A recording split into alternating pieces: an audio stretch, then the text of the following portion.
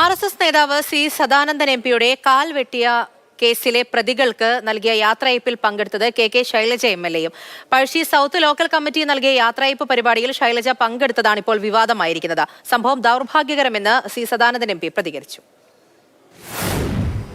RSS നേതാവ് C Sadanandan എംപിയുടെ കാൽ വെട്ടിമാറ്റിയ കേസിൽ 8 CPM പ്രവർത്തകരെയാണ് വിചാരണ കോടതി ജീവപര്യന്തം തടവിന് ശിക്ഷിച്ചിരുന്നത്.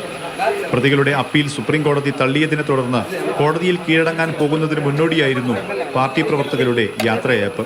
മട്ടന്നൂരിനടുത്ത പഴശ്ശി സൗത്ത് ലോക്കൽ കമ്മിറ്റി ഓഫീസിൽ നടന്ന യാത്രയയപ്പ് ചടങ്ങിൽ കെ ശൈലജ MLA പങ്കെടുത്ത ദൃശ്യങ്ങൾ പുറത്തുവന്നതോടെ വിവാദമായി.